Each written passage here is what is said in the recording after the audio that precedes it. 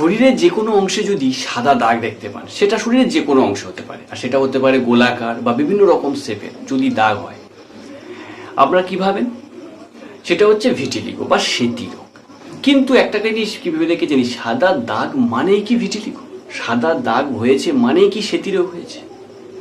এটা কিন্তু নয়। আজকের আমি এটাই নিয়ে আপনাদেরকে আলোচনা করব। এই সাদা দাগ মানে শুধু ভিটিলিগো নয়, এর পিছনে বা এর পাশে অন্য কোনো রোগও যে হতে পারে সেটা কিন্তু আপনারা ভাবছেন না। আর সেটাই আজকের আপনাদেরকে আমি তুলনা করে বা ডিফারেন্সিয়াল ভাবে বুঝিয়ে দেব। তো যারা এই সাদা দাগ শরীরে রয়েছে, মিনস ভিটিলিগো বা সেতি রোগ ভেবে ট্রিটমেন্ট করছেন কিন্তু কোনো রকম রেজাল্ট পাচ্ছেন না, তাদের জন্য কিন্তু এই ভিডিওটা আজকের খুব খুব হেল্পফুল হতে চলেছে। তাই ভিডিওটা শেষ পর্যন্ত দেখাটা কিন্তু খুব জরুরি। এই যে সাদা দাগের কথা আমি বারবার বলছি, এই সাদা দাগ শুধু যে ভিটিলিগো রোগে হলে হয় তা নয়, এর পাশাপাশি আর একটা আছে, সেটা হচ্ছে টিনিয়া ভ্যাসিকুলার বলে একটা রোগ আছে। টিনিয়া ভ্যাসিকুলার রোগের ক্ষেত্রেও কিন্তু এই রকম সাদা দাগ দেখতে পাওয়া যায়। তাহলে এখন প্রশ্ন হচ্ছে, কারো শরীরে যদি সাদা এরকম ত্বক যদি সাদা হয়ে যায় হঠাৎ করে, তাহলে সেটাকে আমরা কি ভাবব? ভিটিলিগো নাকি টিনিয়া ভ্যাসিকুলার? এই দুটোর মধ্যে কিছু তফাৎ আছে, সেই তফাৎটাকে আগে জানতে হবে। এই তফাৎটা শুধু বলবো না, তফাৎটার পাশাপাশি এটারও কমানোর কিছু উপায় বলবো। তবে শুরুতে একটা জিনিস বলি, যদি কেউ এটা মনে করেন যে এই সাদা দাগ যেটা ভিটিলিগো হতে হোক বা টিনিয়া ভ্যাসিকুলার হোক, যাই হোক না কেন, এটাকে যদি শুধুমাত্র ঘরোয়া উপায়ে আপনারা সারিয়ে তুলতে চান, সেক্ষেত্রে কিন্তু হবে না। উপায় তো আপনাদের অবলম্বন করতে হবে, তার পাশাপাশি মেডিসিনাল সাপোর্ট নিতে হবেই। সেটা আপনি যেখান থেকে খুশি নিন, হতে পারে আপনার নিকটবর্তী আপনার পরিচিত কোনো ডাক্তারের কাছ থেকে, হতে পারে সরাসরি আপনার আমার সঙ্গে যোগাযোগ করে, সে যেভাবে খুশি নিন, সেটা নিয়ে কোনো, কিন্তু মেডিসিনাল সাপোর্ট আপনাদেরকে নিতে হবে। তাহলে এখন প্রশ্ন হচ্ছে এটাই যে ভিটিলিগো আর এই টিনিয়া ভ্যাসিকুলার এই দুটো রোগের মধ্যে তফাৎ আমি কিভাবে বুঝব? প্রথমে আসি ভিটিলিগো। ভিটিলিগো হচ্ছে এমন একটা রোগ, এই রোগে কি হয় না, আমাদের ত্বকের রং সৃষ্টিকারী, ত্বকের যে একটা কালার, কেউ কালো হলে তার কালো, বা কেউ ফর্সা হলে ফর্সা, বা কেউ শ্যামবর্ণ হলে হালকা একটা যে আভা, এই যে ত্বকের যে কালার, এই ত্বকের রংটাকে কিন্তু সম্পূর্ণভাবে ধরে রাখে আমাদের ত্বকের মধ্যে মেলানোসাইট কোষ। এখন ত্বকের যে অংশটা সাদা হয়ে আছে, সেই অংশের যদি মেলানোসাইট কোষ যদি কোনো কারণে ক্ষতিগ্রস্ত হয়, তখন সেই অংশটা কিন্তু সাদা হয়ে যায়, যেটাকে আমরা বলি ভিটিলিগো। এক্ষেত্রে ভিটিলিগোর ক্ষেত্রে কি হবে না, যে দাগগুলো আসবে, সেই দাগগুলোর ক্ষেত্রে যে সাদাটা অংশটা আপনারা হবে শরীরে, সেটা দেখবেন একদম দুধের মতো সাদা, একদম মানে সাদা চচ্চড়ে যে ভাব, সেটা আসবে। এর পাশাপাশি এই ভিটিলিগোর কিন্তু কোনো রকম একটা শেপে হবে না, যেভাবে খুশি সেভাবে সাদা হয়ে যেতে পারে, এটা কিন্তু আপনাদের শরীরে থাকবে। এই যে সাদা অংশটা, এই সাদাটা কিন্তু যত দিন যাবে তত বাড়তে থাকবে, আস্তে আস্তে, ধরুন এইটুকু অবস্থা হয়েছে, সেটা আস্তে আস্তে আস্তে আস্তে বড় আকার ধারণ করবে। আর এই যে অংশটা সাদা হয়ে যাবে, এই অংশের যদি কোনো, ধরুন আপনার হাতে হয়েছে, হাতের যে অংশটা আমরা ভিটিলিগো, সেই অংশের যে লোমগুলো আছে, সেই লোমগুলো সমেত কিন্তু সাদা হয়ে যাবে। এমনটা নয় যে শুধু স্কিনটুকু সাদা হয়ে থাকবে। তবে ভিটিলিগোর ক্ষেত্রে একটা বিশেষ বৈশিষ্ট্য আছে, সেটা হচ্ছে কোনো অবস্থাতে আপনার ত্বকের ওই অংশটা কিন্তু চুলকাবে না। ওই অংশের চুলকানি কি জিনিস আপনি বুঝতে পারবেন না। তো এবার চলে আসি টিনিয়া ভ্যাসিকুলার এই ডিজিজটার ক্ষেত্রে। এই ডিজিজটার ক্ষেত্রে কি হয়, এটা কিন্তু কোনো রকম মেলানোসাইট নষ্ট হয়, এটা আমাদের ত্বকের উপরে একটা ফাঙ্গাল ইনফেকশন, ইস্ট নামক একটা ফাঙ্গাল ইনফেকশনের কারণে কিন্তু এই সাদা সাদা সাদা সাদা অংশটা তৈরি হয়। এক্ষেত্রে যে লক্ষণটা প্রকাশ পাবে, সেটা একদম ফার্স্ট লক্ষণ যেটা আপনারা বুঝতে পারবেন, সেটা হচ্ছে সাদা অংশটা চুলকাবে। বিশেষ করে যদি ঘাম হয় অথবা সূর্যের আলো পড়ে, সেক্ষেত্রে কিন্তু চুলকাবে। আর এর পাশাপাশি কি হবে, ভালো করে লক্ষ্য করে দেখবেন, ওই যে সাদা অংশটার ধার থেকে হালকা, একদম হালকা হালকা এরকম ভাবে নখ দিয়ে করলে স্কিন হালকা হালকা হালকা হালকা শুষ্ক একটা স্কিন উঠছে, খুব সামান্য, মানে এটা বোঝা খুব কঠিন, এমনটা নয় যে আপনি একটু করলেই বুঝতে পারেন, বোঝাটা কিন্তু হালকা হালকা আঁশের মতন একদম অল্প অল্প ওঠে। আর আরেকটা জিনিস লক্ষ্য করতে পারবেন, সেটা হচ্ছে এই টিনিয়া ভ্যাসিকুলার যদি হয় আপনার, সেক্ষেত্রে ওই অংশটা দুধের মতো সাদা, হ্যাঁ সাদা হবে কিন্তু দুধের মতো ওই রকম ঝকঝকে সাদা কিন্তু হবে না, একটু ফ্ল্যাট টাইপের সাদা হবে। অনেকের ক্ষেত্রে আবার দেখবেন একটু ব্রাউনিশ কালারেরও হয়ে যেতে পারে। এটা হচ্ছে টিনিয়া ভার্সিকুলার। এখন প্রশ্ন হচ্ছে, রোগের তফাৎ তো বুঝতে পারলেন। এই রকম কন্ডিশন যদি আপনার হয়ে থাকে তাহলে এই উপায়গুলো তো মানুন, উপায়গুলোর পাশাপাশি মেডিসিন খাবে। এমন কোন উপায় অবলম্বন করবেন? তো ফার্স্ট যে উপায়টার কথা বলবো সেটা হচ্ছে এমন কিছু খাবার আপনাদের খেতে হবে যে খাবারগুলোর মধ্যে ভিটামিন B12, ফলিক অ্যাসিড আর জিঙ্ক থাকবে। এখন এইরকম খাবার খাওয়া তো মেনটেন করে সবাইয়ের পক্ষে সম্ভব হয় না। তাহলে কি করবেন? তাহলে বাজারে ভিটামিন B12, ফলিক অ্যাসিড আর জিঙ্কের কম্পোজিশনের বিভিন্ন ভিটামিন ট্যাবলেট পাওয়া যায়, সেটা কিনে খেতে পারেন। অথবা সব থেকে ভালো যদি আপনারা তিল খেতে পারেন, সেটা সাদা তিল হোক কালো তিল হোক, যে কোনোভাবে। তিল সরাসরি না খান, তিল কোনো রেসিপির মধ্যে দিয়ে খান, তিল কোনো স্মুদির মধ্যে দিয়ে খান। তাহলে কি হয়? তিল খেতে কেন বললাম? আর তিলের মধ্যে ভিটামিন B12, ফলিক অ্যাসিড আর জিঙ্ক এটা কিন্তু খুব ভালো পর্যাপ্ত পরিমাণে পাওয়া যায়। এই ফলিক অ্যাসিডটা অনেকে ফোলেট বলে, ফোলেট আর ফলিক অ্যাসিড কিন্তু একই, গুলিয়ে ফেলবেন না, ভাববেন না ফোলেট বলেছে আরেকজন আপনি ফলিক অ্যাসিড বলছেন, এটা কোনো ম্যান্ডেটরি ব্যাপার নয়। কিন্তু এর পাশাপাশি অ্যান্টি অক্সিডেন্ট যুক্ত খাবার যেমন ডালিম, বিট, পালং শাক এগুলো কিন্তু খেতে পারবেন, আর এগুলো খাওয়া দরকার। আর এই যে উপায়গুলো বলছি এটা কিন্তু ভিটিলিগো রোগীদের ক্ষেত্রে বলছি, এটা কিন্তু টিনিও ভার্সিকুলার যাদের হয়ে আছে তাদের জন্য বলছি, তাদের জন্য বলবো পরে। এটা হচ্ছে ভিটিলিগোদের ক্ষেত্রে এই উপায়গুলো অবলম্বন করতে হবে। নেক্সট হচ্ছে সূর্যের আলো গায়ে পড়তে হবে। তবে কখন? দুপুরে সূর্যের আলো নয়, কিন্তু একদম ভোরের বেলা, সকালের যে হালকা একদম আলোটা, যেটাতে প্রচুর পরিমাণে ভিটামিন ডি পাওয়া যায়, সেই সূর্যের আলোটা কিন্তু শরীরে মাখতে হবে। আর বেলার দিকে যখন সূর্যের আলোর তাপ প্রচণ্ড বেড়ে যায়, সূর্যের আলোর তেজ বেড়ে যায়, তখন কিন্তু একদম পর্যাপ্ত পরিমাণে সানস্ক্রিন মেখে বাইরে বেরোতে হবে। তা নাহলে ওই যে ইউভি রেটা আসবে, সেক্ষেত্রে কিন্তু এই ভিটিলিগোর ক্ষেত্রে আরও ওটা আস্তে আস্তে আস্তে আস্তে বাড়তে থাকবে, এবং দেখবেন অনেকক্ষণ রোদে চলার পরে ওই সাদা যেটা ওটা একটু কালার চেঞ্জ হয়ে গেছে। এটা কিন্তু ভিটিলিগোর ক্ষেত্রে হয়। ভিটিলিগো যাদের হয়ে তারা এটা ভালোভাবে বুঝবে, তাই সানস্ক্রিন ব্যবহার করতে হবে। তো এবার চলে আসি টিনিয়া ভার্সিকুলার যাদের হয়ে আছে, তাদের জন্য কি কি উপায় অবলম্বন করতে হবে। তো তাদের জন্য সব থেকে ফার্স্ট আর সব থেকে সস্তার যে জিনিসটা ব্যবহার করতে হবে সেটা হচ্ছে একদম পিওর নারকেল তেল। পিওর নারকেল তেল লাগাতে হবে, তবে এটা দিনের বেলা নয়, কিন্তু রাতের বেলা যখন আপনি আর বাইরে বেরোবেন না তখন লাগাবেন। তার মানে কি শুধু নারকেল তেল লাগালে সেরে যাবে না, এটা ফার্স্ট একটা জিনিস যেটা ব্যবহার করতে হবে। এর পাশাপাশি শরীরে প্রোবায়োটিক্সটার লেভেলটা ঠিক রাখার জন্য কিন্তু মোটামুটি নিয়মিতভাবে টক দই খেতে হবে। আর একটা জিনিস করতে হবে, সেটা হচ্ছে সপ্তাহে অন্তত 4টে দিন যখন স্নান করবেন তখন ওই স্নানের জলটা ভালো করে নিম পাতা দিয়ে ফুটিয়ে নিন। প্রয়োজনে ওর মধ্যে 1 চামচ হলুদ ফেলে দিন, কিংবা যদি এমনি হলুদ থাকে হলুদ থেতো করে রস দিয়ে ওই জলটা মাথায় বাদ দিয়ে বাকি সারা শরীরে ভালো করে ঢেলে দিন, দিয়ে স্নান করুন। তারপরে আপনি ফ্রেশ জল দিতে পারেন, না দিলেও হবে। এটা কিন্তু ম্যান্ডেটরি, সপ্তাহে 4 দিন আপনাদের করতেই হবে। এক্ষেত্রে কিন্তু কি হয়, ইস্টের যে জীবাণুটা থাকে সেটাকে মেরে দিতে খুব ভালোভাবে কাজ করে। এর পাশাপাশি ঘাম শরীরে জমতে দেওয়া যাবে না, বিশেষ করে যে অংশে আপনার টিনিয়া ভার্সিকুলার হয়েছে সেই অংশে কিন্তু ঘাম বেশি জমতে দেবে না। সব সময়ের জন্য রুমাল ব্যবহার করুন, অথবা টিস্যু পেপার ব্যবহার করবেন, যেটা soft tissue paper, wait tissue ভিজে ভিজে টাইপের, সেটাকে ব্যবহার করবেন। সুতির পোশাক ব্যবহার করুন, আর যে পোশাকটা আপনি আজকের পরছেন সেটা কিন্তু পরের দিন অবশ্যই করে গরম জলে ধুয়ে ফেলতে হবে।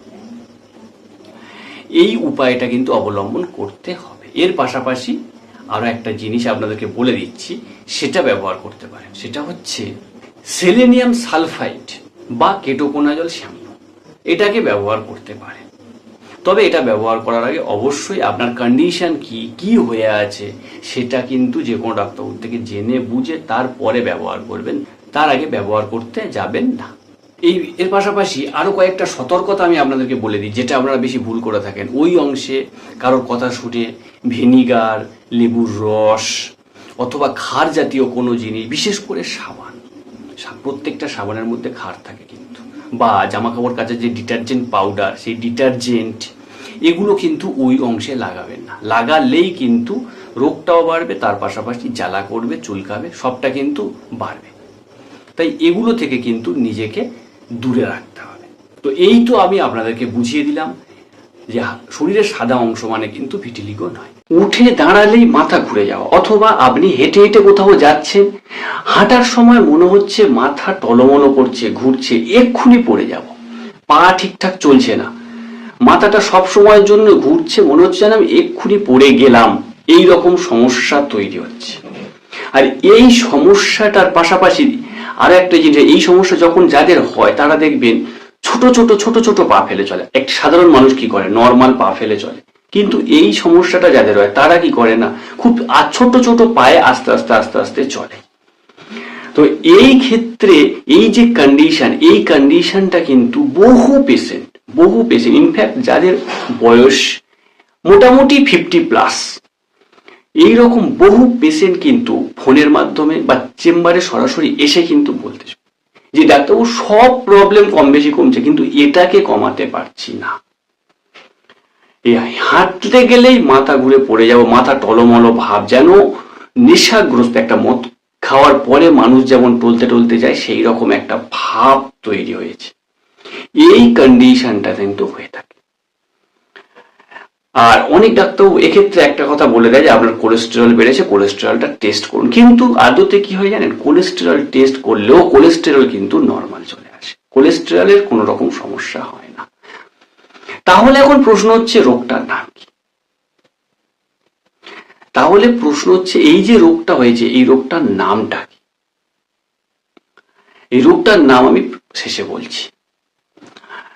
এখন এই রোগটা কেন হয়, এটা কিন্তু এক ধরনের কোনো রোগই নয়।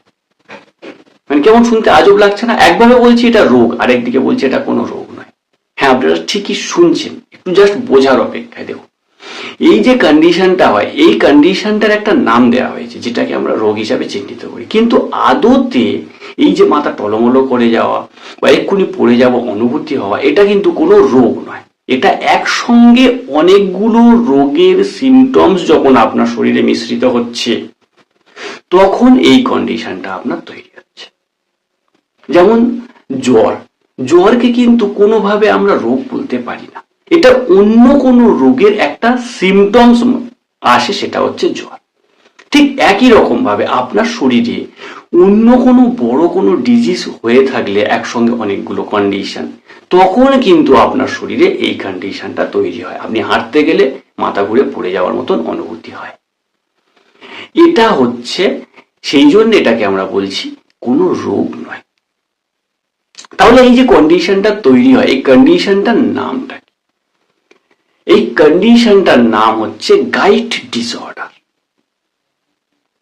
এখন এই গাইট ডিসঅর্ডারটা তাহলে কোন কোন রোগের সমন্বয়, মানে কোন কোন রোগ আপনার শরীরে যদি দেখা দেয় তাহলে আপনার এই রকম কন্ডিশন হতে পারে, এইটা জানাটা কিন্তু খুব জরুরি। এটা জানতে পারলেই আপনি বুঝতে পারবেন যে আপনার এই যে কন্ডিশনটা কেন হচ্ছে, আপনার শরীরে কোন প্রবলেমের কারণে হচ্ছে। আপনি সেই প্রবলেমটাকে যদি সারিয়ে তুলতে পারেন, আপনার এটা অটোমেটিক্যালি সেরে যাবে। তবে এই ভিডিওতে শুধু যে সাইন, সিমটমস এক্সেট্রা বলে দেবো তা নয়, এই ভিডিওতে মেডিসিনও বলবো, এর মেডিসিনের পাশাপাশি কমানোর উপায়ও বলবো। তাই ভিডিওটা শুধুমাত্র শেষ পর্যন্ত মনোযোগ সহকারে দেখতে হবে। আপনার যে প্রশ্ন, আপনার শরীরের রোগ সম্পর্কে যা যা জানা, সবটা আমি এই ভিডিওতে জানতে পেরে যাবেন, আমি বলেও দেব। তাহলে একটা জিনিস আপনারা একটু ভালো করে ভাবুন, কোনো মানুষ যখন হাঁটাচলা করছে তখন তার শরীরে কোন কোন অঙ্গগুলো সবচেয়ে বেশি সক্রিয় থাকে? ফার্স্ট যেটা সক্রিয় থাকে সেটা হচ্ছে আমাদের ব্রেন। তারপরে যেটা সক্রিয় থাকে সেটা কি না, সেটা আমাদের নার্ভাস সিস্টেম। তারপরে যেটা সক্রিয় থাকে সেটা কি, সেটা হচ্ছে আমাদের মেরুদণ্ড বা স্পাইনাল কর্ড। আর তারপরে হচ্ছে মাসেল, পেশি। এই কটা জিনিস যদি স্ট্রং থাকে তবেই তো আপনি শক্তি দিয়ে হেঁটে যেতে পারবেন। তাহলে এই কটা জিনিসের কোথাও যদি ফল্ট আসে, সেক্ষেত্রে কি হবে, আপনার এই প্রবলেমটা আসতে পারে। একবার নিজে নিজে চিন্তা করে দেখুন, কথাটা ঠিক না? তো আপনার এই যে গাইড ডিসঅর্ডারটা হচ্ছে, অর্থাৎ আপনি হাঁটতে গেলে টলমলো করছে, মাথা পড়ে যাব ভাব হচ্ছে, এর প্রথম যে কারণটা আসে সেটা হচ্ছে নার্ভাস সিস্টেমের প্রবলেম, অর্থাৎ নার্ভের যদি কোনো ডিসঅর্ডার থাকে সেক্ষেত্রে কিন্তু এটা হয়। বিশেষ করে নার্ভের তো অনেক রকমের প্রবলেম থাকে, বিশেষ করে সেই সমস্ত ব্যক্তিদের বেশি হয় যাদের একবার স্ট্রোক হয়ে গিয়েছে। এই স্ট্রোক হয়ে যাওয়ার পরে যাদের নার্ভের সমস্যা আসে তাদের ক্ষেত্রে কিন্তু এই জিনিসটা লক্ষ্য, শুরুতে খুব অল্প অল্প হয়, কিন্তু পরবর্তী সময় একটা সময় কিন্তু প্রচুর পরিমাণে এই সিমটমস, এই প্রবলেমটা চলে আসে, গাইড ডিসঅর্ডার প্রবলেম। আর এই প্রবলেমের জন্য প্রচুর পেশেন্ট পেয়েছি, প্রচুর পেশেন্ট বলে এই প্রবলেমটাকে কোনোভাবে কমাতে পারছি না। সেক্ষেত্রে কিন্তু পার্মানেন্ট সলিউশন দিয়েছি, সেক্ষেত্রে আপনারাও যোগাযোগ করতে পারেন কিন্তু চাইলে। তো যোগাযোগ করার আগে ডিটেলসটা শুনুন, বুঝুন, তারপরে। আর নেক্সট যে কন্ডিশনটা, নেক্সট যে রোগটা হলে এই প্রবলেমটা খুব বেশি হয় সেটা হচ্ছে পার্কিনসন ডিজিজ। পার্কিনসন ডিজিজ অনেকে নাম শুনেছেন, এমন অনেকে এডুকেটেড পার্সন আছে যারা পার্কিনসন ডিজিজটা কি বা পার্কিনসন ডিজিজের নামটা শুনেছেন। কিন্তু প্রশ্ন হচ্ছে এই পার্কিনসন ডিজিজ নামটা তো আপনি শুনেছেন, কিন্তু পার্কিনসন ডিজিজটা আপনার শরীরে আছে কিনা, কি কি লক্ষণ দেখলে বুঝবেন, সেটা কিন্তু ইন ডিটেলসে অনেকেই জানে না, অনেকের মধ্যে অজানা হয়ে আছে। তাই পার্কিনসন ডিজিজটা আপনার মধ্যে আছে কিনা সেটা কিন্তু জানাটা আগে দরকার, সেটাও বলে দেবো, এক্ষুনি বলে দেবো। এই যে পার্কিনসন ডিজিজের কথা বলছি না, এই পার্কিনসন ডিজিজটা কিন্তু ব্রেনের একটা রোগ, ব্রেনের দীর্ঘ মেয়াদী একটা রোগ বলতে পারেন পার্কিনসন ডিজিজ। তাহলে এই পার্কিনসন ডিজিজ যদি হয় সেক্ষেত্রে শরীরের মধ্যে কি কি প্রবলেম শুরু হবে। এই যে পার্কিনসন ডিজিজের কথা বলছি, এই পার্কিনসন ডিজিজের 4 ধরনের লক্ষণ আপনার মধ্যে প্রকাশ পাবে। আর এই 4 ধরনের লক্ষণটা আপনি 4টে কথায় মনে রাখতে পারবেন। কি কথা না, কথাটা হচ্ছে থিঙ্কিং রাইট, বি কেয়ারফুল। আমরা বলি না, এই কথাটা অনেকে ইংলিশে ইউজ করতে শুনে থাকবেন বা ইউজ করবেন, থিঙ্কিং রাইট, বি কেয়ারফুল। বা অনেকে এটা বলবেন, ওটা বলতে শুনে থাকবেন, thinking right, be positive. Be careful, be positive অনেকে বলে। তো এই লাইনটাকে জাস্ট মনে রাখবেন, থিঙ্কিং রাইট, বি পজিটিভ। এই থিঙ্কিং এর যে টি, এই টি থেকে কি আসে না, টি থেকে আসে ট্রিমর। ট্রিমর মিনস হচ্ছে হাত পা কাঁপবে। আর এই যে পার্কিনসন ডিজিজের কথা বলছি, এই পার্কিনসন ডিজিজের ক্ষেত্রে হাত যে কাঁপবে, এটার কাঁপার কিন্তু একটা ধরন আছে। কি ধরন না, আপনি যখন বিশ্রামরত অবস্থায় থাকবেন, ধরুন আপনি এক জায়গায় চেয়ারে বসে বসে টিভি দেখছেন, তো সেই সময় যখন বিশ্রাম অবস্থা থাকবেন তখন দেখবেন আপনার হাতটা বেশি বেশি এরকম ভাবে কাঁপছে। কিন্তু যখন আপনি কাজ করবেন, কোনো জায়গায় ধরতে যাচ্ছেন বা কোনো কিছু নিতে যাচ্ছেন, সেই মোমেন্টে কিন্তু আপনার হাতটা অতটাও কাঁপবে না, নর্মাল ফিল হবে। এটা কিন্তু এই ধরনের যে ট্রিমর, এটা কিন্তু পার্কিনসন ডিজিজের ফার্স্ট এবং গুরুত্বপূর্ণ লক্ষণ। তাহলে কি বলেছিলাম, থিঙ্কিং রাইট, থিঙ্কিং এর টি থেকে ট্রিমর এসে গেল। এবার রাইট, আর আর থেকে কি আসবে, আর থেকে আসবে রিগিডিটি। এর অর্থ কি না, এর অর্থ হচ্ছে শক্ত হয়ে যাওয়া, স্টিফনেস ভাব চলে আসে। মানে আমাদের শরীরের যে পেশিগুলো আছে, হাত পা বা ঘাড়, এই যে পেশিগুলো কি হবে না, শক্ত হয়ে যাবে, স্টিফনেস ভাব চলে আসবে। আর এক্ষেত্রে কি হবে না, আপনি হাত এরকম সোজা করে যদি ভাঁজ করতে চান কষ্ট, ভাঁজ করার পরে যদি সোজা করতে চান সেক্ষেত্রেও কষ্ট হবে। এর পাশাপাশি মাসেল স্টিফনেস হয়ে যাওয়া মানে কি, সেক্ষেত্রে সেই জায়গাটা কিন্তু একটা পেন হবে, একটা ব্যথা অনুভব করবেন। এই লক্ষণটা কিন্তু প্রকাশ পাবে পার্কিনসন ডিজিজ। তাহলে দুটো লক্ষণ হয়ে গেল। 3 নম্বরে কি বলেছিলাম, 3 নম্বরে বলেছিলাম বি, বি বি। এই বি থেকে কি আসবে, বি থেকে আসবে ব্রাডিকাইনেসিয়া। এই ব্রাডিকাইনেসিয়া কথাটার অর্থ কি, ব্রাডিকাইনেসিয়া কথাটার অর্থ হচ্ছে শরীরের যে নড়াচড়া, শরীরের অঙ্গ প্রত্যঙ্গের যে নড়াচড়া, সেই নড়াচড়াটা আস্তে আস্তে স্লো হয়ে আসবে, ধীর হয়ে আসবে। একটা সাধারণ মানুষ যদি মনে করে যে আমি এখান থেকে কোনো একটা জায়গায় যাব, সে যত দ্রুত হেঁটে যাবে, একটা পার্কিনসন ডিজিজ আক্রান্ত মানুষ কিন্তু অত দ্রুত যেতে পারবে না, কারণ তখন তার পা স্বাভাবিকের তুলনায় ছোট ছোট হয়ে পড়বে, মানে স্লো হয়ে যাবে। সেরকম একই রকম ভাবে হাঁটার ক্ষেত্রে, খাওয়ার ক্ষেত্রেও সেম। একটা স্বাভাবিক সাধারণ মানুষ যত তাড়াতাড়ি মুখে খাবার তুলে খেতে পারবে, একটা পার্কিনসন ডিজিজে আক্রান্ত কিন্তু মানুষ অত তাড়াতাড়ি খাবার তুলে খেতে পারবে না।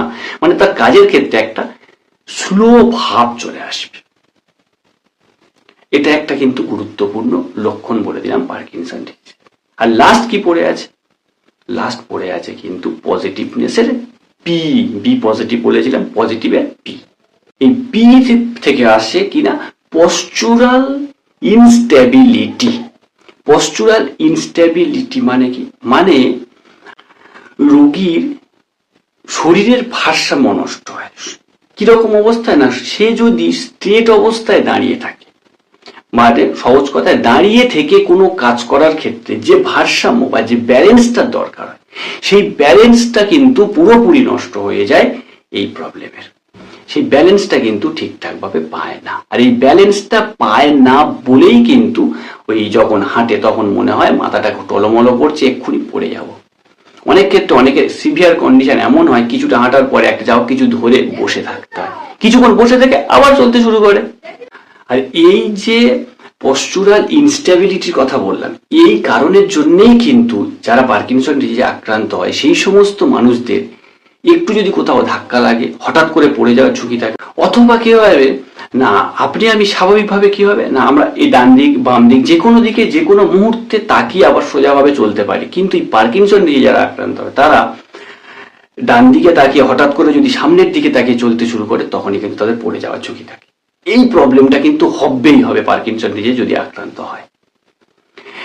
এটা কিন্তু একটা গুরুত্বপূর্ণ লক্ষণ। এর পাশাপাশি পার্কিনসন ডিজিজ যারা আক্রান্ত তাদের চেনার আরো একটা খুব গুরুত্বপূর্ণ উপায়, সেটা হচ্ছে ধরুন এমন কোনো ব্যক্তি আছে যারা শিক্ষিত, এডুকেটেড, তো তিনি যদি পার্কিনসন ডিজিজে আক্রান্ত হয় তার ক্ষেত্রে চেনার উপায় একটাই, ওই ব্যক্তিকে কিছু একটা লিখতে বলবেন। দেখবেন শুরুতে ওই ব্যক্তিটা যেমন স্পিডে বা যেমন টানে লেখা বা যেমন হরফে লেখা শুরু করেছে, যত লেখাটা শেষের দিকে যাচ্ছে তত দেখবে লেখার আকার ছোট হয়ে যাচ্ছে বা লেখাটা এঁকে বেঁকে যাচ্ছে, ঠিকঠাক ভাবে সামঞ্জস্য ধরে রাখতে পারছে না। এটা কিন্তু পার্কিনসনের একটা গুরুত্বপূর্ণ সাইন। আরেকটা গুরুত্বপূর্ণ সাইন আছে, সেটা হচ্ছে আপনি আমি একটা খাবারের বা একটা সুগন্ধি বা একটা ব্যাড স্মেল যাই হোক না কেন, যতটা তীব্রতার সঙ্গে সরিয়ে নিতে পারবো, এরা কিন্তু ততটা তীব্রতার সঙ্গে নিতে পারবে না।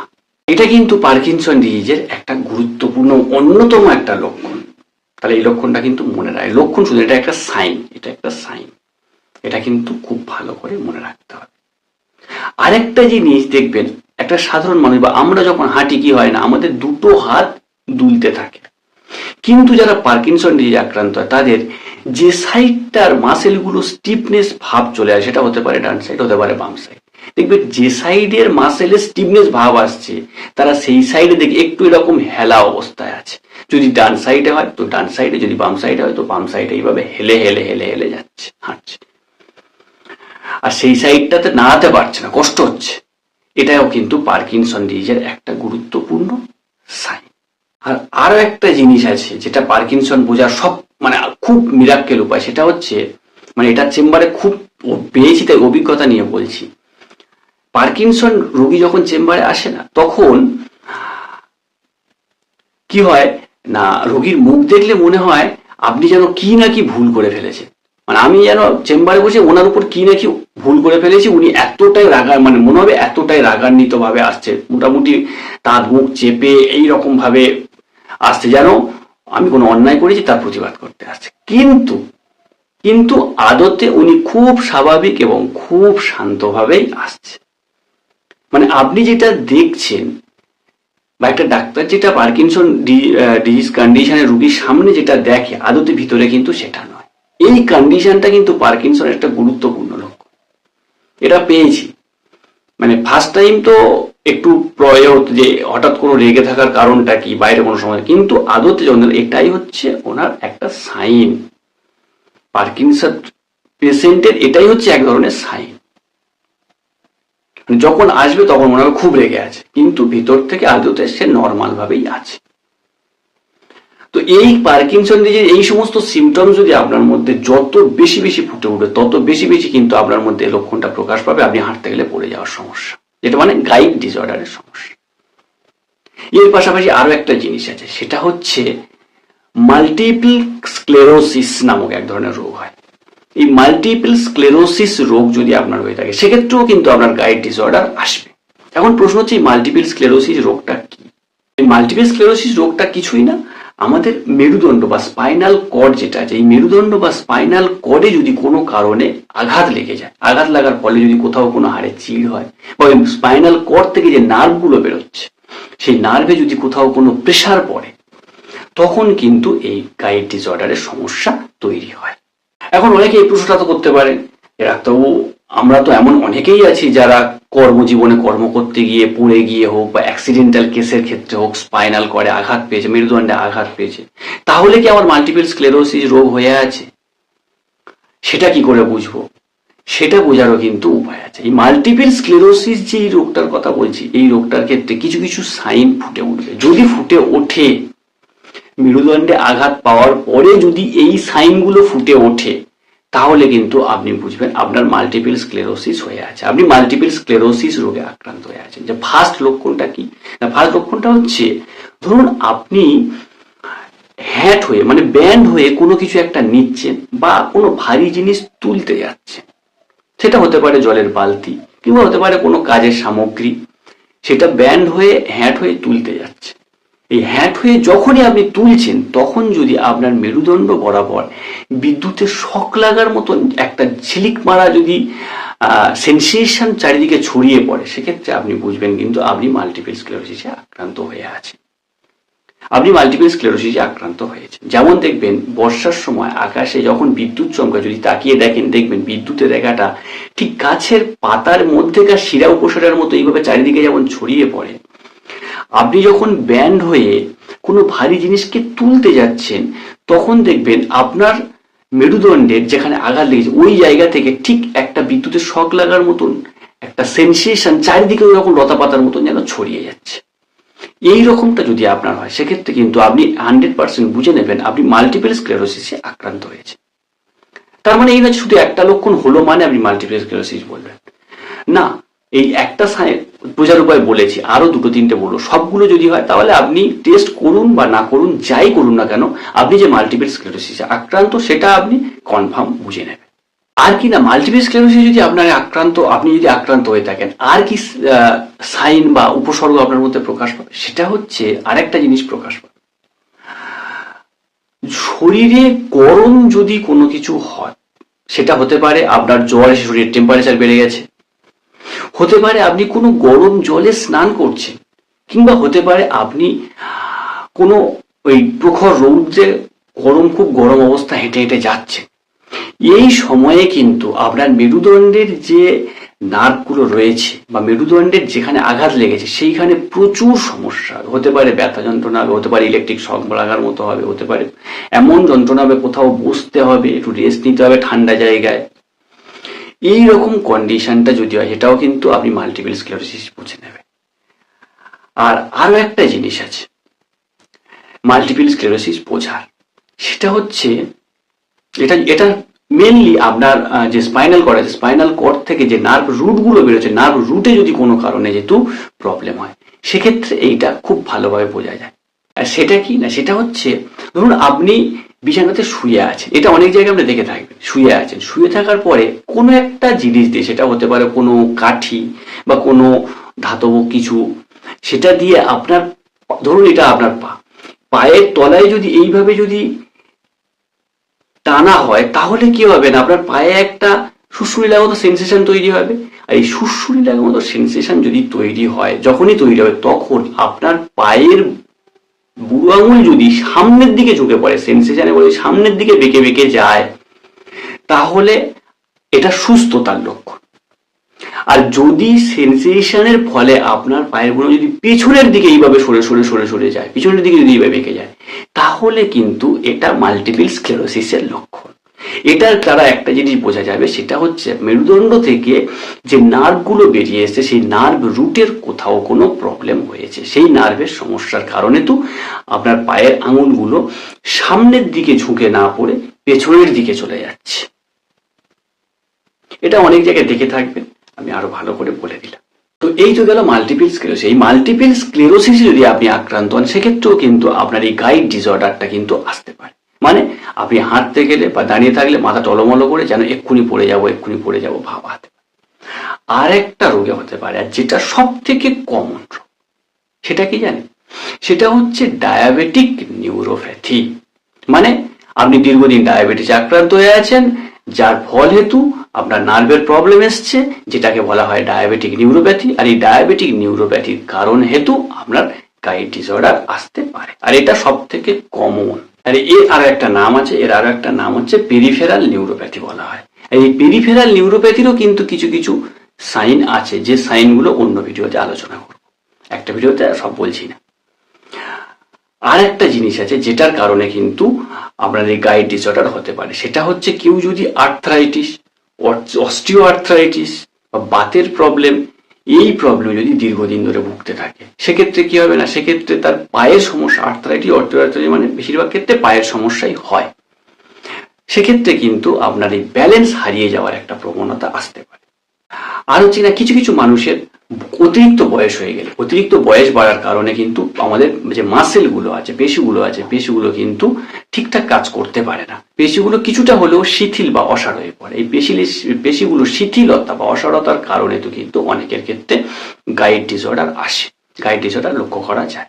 এই যে লক্ষণগুলো আমি বললাম, পার্কিনসন ডিজিজ বললাম, নার্ভের সমস্যা বললাম, মাল্টিপল স্ক্লেরোসিস বললাম, অস্টিও আর্থ্রাইটিস বললাম, এই যে সবকিছু বললাম, এমন অনেক মানুষ আছে যারা খুব স্ট্রং, তাদের এই সমস্ত কোনো কিছু নেই।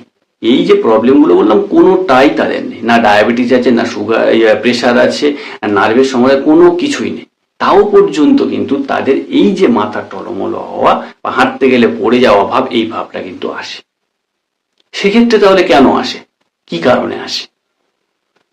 এটা কিন্তু খুব ক্রিটিক্যাল একটা ব্যাপার, এটাও বলে দিচ্ছি। এটার ক্ষেত্রে সব সময়ের জন্য যদি কোনো মানুষের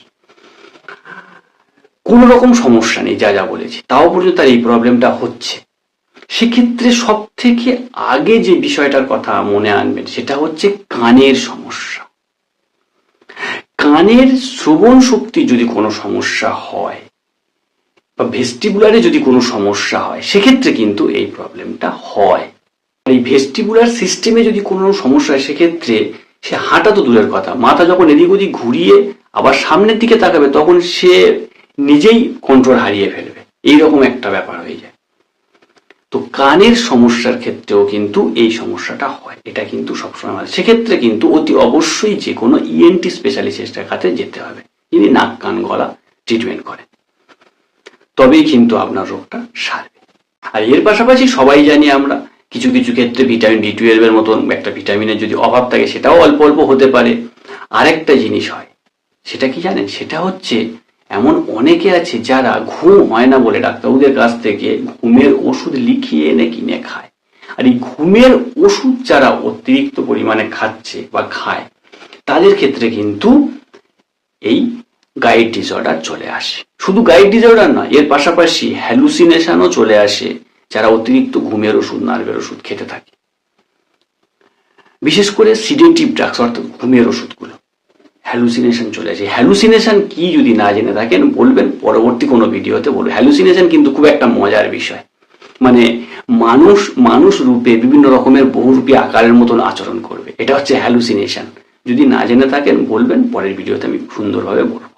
তো এবার চলে আসি গাইড ডিসঅর্ডারের প্রধান যে লক্ষণ। গাইড ডিসঅর্ডারের প্রধান লক্ষণ কি বলেছি না? প্রধান লক্ষণ হচ্ছে সে হাঁটতে পারবে না, হাঁটতে গেলেই মনে হবে যেন মাথাটা ঘুরছে, পড়ে যাবো। আর যার ফলে কি হয়, সেকেন্ড লক্ষণ যেটা প্রকাশ পায় সেটা হচ্ছে কি না, স্বাভাবিক আপনি যখন হেঁটে হেঁটে যাচ্ছেন, যদি মনে হয় আপনি পড়ে যাবেন, তাহলে কি করবেন? আপনি আস্তে আস্তে ছোট ছোট পায়ে হাঁটবেন, মানে আস্তে আস্তে ছোট দূরত্বে পা ফেলে যাবেন। যেমন সাধারণ মানুষ জোরে লম্বা পা ফেলে সেভাবে যাবেন না, তাহলে সেকেন্ড লক্ষণটা এটাও প্রকাশ পাবে। আর কি হবে না, আর এই যে গাইড ডিসঅর্ডারে যারা আক্রান্ত, তারা দেখবেন পা বেশি উঁচু করবে না, পা একদম এইরকম ভাবে ঘষিয়ে রাস্তা দিয়ে যাবে। নর্মাল যে উঁচু করে ফেলা, সেটা করবে না, পড়ে যাওয়ার ভয় আছে, সেই জন্য পা ঘষিয়ে চলবে।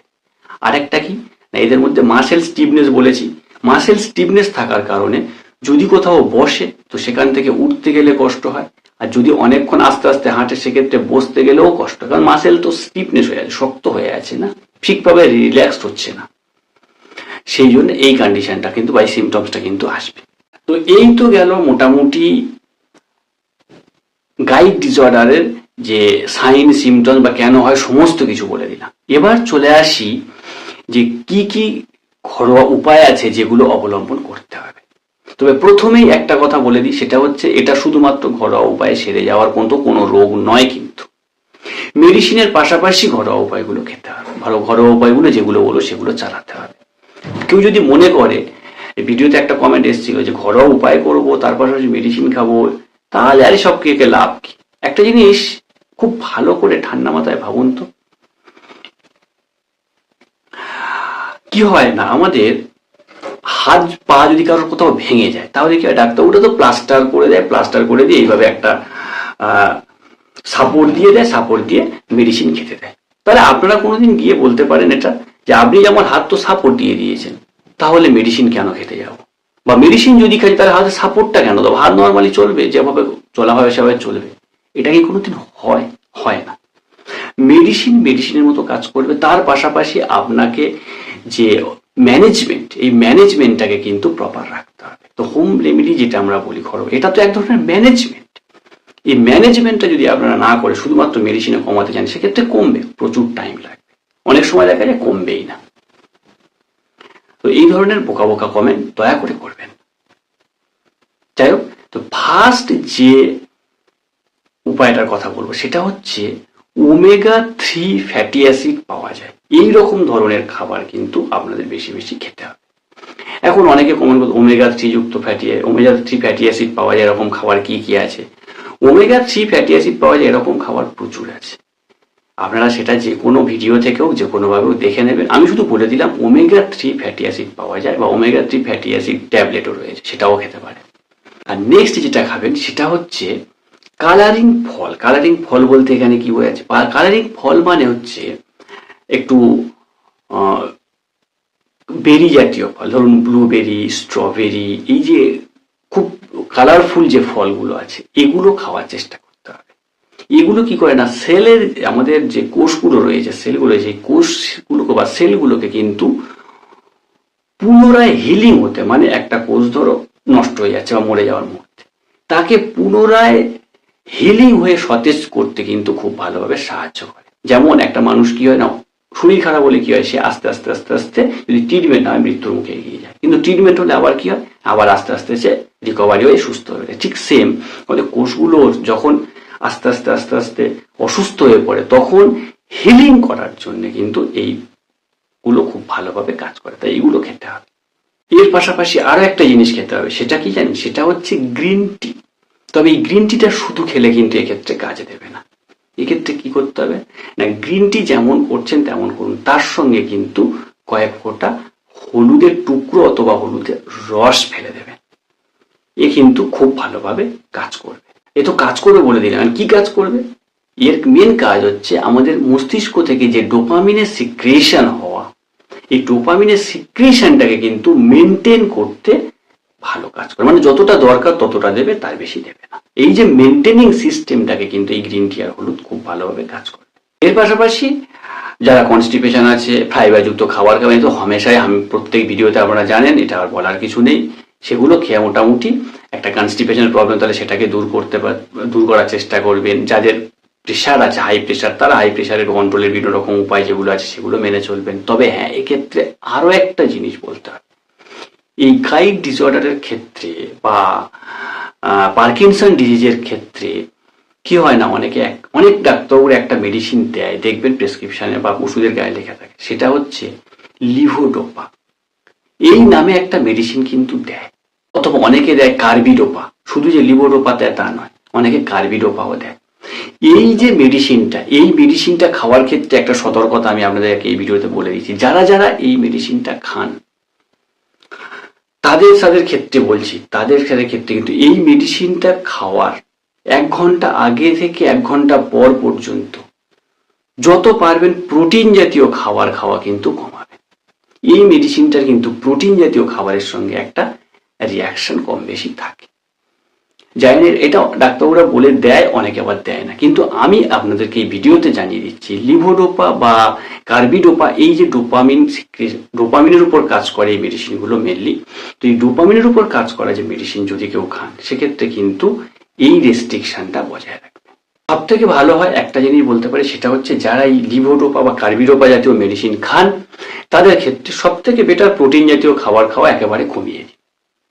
কারণ প্রোটিন জাতীয় খাবার কি হয় না, এই মেডিসিনের কার্যকারিতাটাকে ঠিকঠাকভাবে করতে দেয় না, বাধা দেয়। আজকের ভিডিও টপিক অ্যালার্জি নিয়ে, কিন্তু প্রশ্ন আপনাদের মনে একটা বেঁধেছে, সেটা বুঝতে পারছি, সেটা হচ্ছে যে ভিনিগার কিভাবে মানুষের শরীরে অ্যালার্জিটাকে প্রিভেন্ট করবে, অর্থাৎ প্রতিরোধ করবে। এই প্রশ্নটা আপনাদের মনে অলরেডি তৈরি হয়ে গেছে। কিন্তু এক্ষেত্রে শুরুতে একটা কথা বলি, এই যে ভিনিগারটার কথা আমি বলেছি থাম্বনেলে, এই ভিনিগারটা কিন্তু যেটা খাবারের সঙ্গে দিয়ে আমরা খাই এই রকম ভিনিগার নয়, এটা একটু অন্য ধরনের ভিনিগার, আর এর নাম হচ্ছে অ্যাপেল সিডার ভিনিগার। এই অ্যাপেল সিডার ভিনিগার যদি আপনারা ব্যবহার করতে পারেন, তাহলে কিন্তু আপনার যদি অ্যালার্জেটিক প্রবণতা থাকে, মানে অ্যালার্জি হওয়ার প্রবণতা থাকে বা অ্যালার্জি থাকে শরীরে, সেক্ষেত্রে কিন্তু সেটা থেকে আপনারা রিলিফ পেতে পারবেন। এখন কিভাবে খাবেন, সেটা হচ্ছে 1 গ্লাস উষ্ণ হালকা গরম জলের সঙ্গে যদি আপনারা 1 থেকে 2 চামচ অ্যাপেল সিডার ভিনিগার ফেলে দিয়ে খেতে পারেন, তাহলে আপনাদের শরীরের এই অ্যালার্জেটিক যে কন্ডিশন, অ্যালার্জি কন্ডিশনটা কিন্তু আস্তে আস্তে প্রিভেন্ট হয়ে যাবে। আর এটা কিভাবে হয় না, এই অ্যাপেল সিডার ভিনিগার আমাদের শরীরের যে লিম্ফ্যাটিক সিস্টেম আছে, এই লিম্ফ্যাটিক সিস্টেমটাকে আস্তে আস্তে বুস্ট করে, মানে স্ট্রং করে তোলে, যার ফলে কিন্তু আমাদের শরীরের যে অ্যালার্জেটিক কন্ডিশন তৈরি হয় সেটা হঠাৎ তৈরি হতে পারবে না।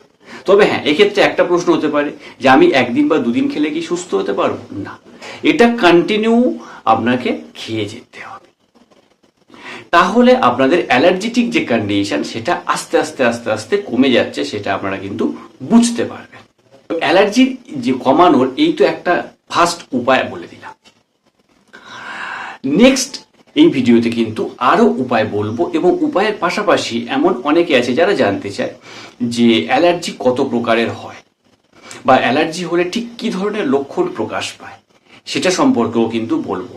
আর আরো একটা জিনিস আপনাদেরকে বলবো এই ভিডিওর শেষের দিকে, সেটা হচ্ছে দেখবেন এমন অনেক মানুষ আছে যারা নির্দিষ্ট কোনো ঋতুতে বা নির্দিষ্ট কোনো সময় অন্তর ওই একই রোগে বারবার আক্রান্ত হয়। যেমন একটা উদাহরণ দিলে বুঝতে পারবেন, এমন কিছু মানুষ আছে দেখবেন যাদের শুধুমাত্র বর্ষা ঋতুতে বা শুধুমাত্র শীত ঋতুতে একটা নির্দিষ্ট ডিজিজ কন্ডিশন হতে থাকে।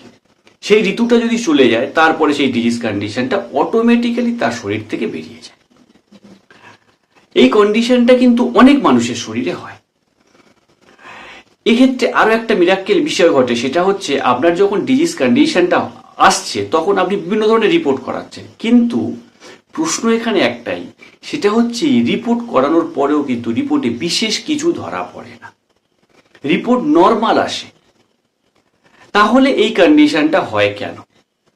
এই কন্ডিশনটা কিন্তু তৈরি হয় অ্যালার্জির কারণে।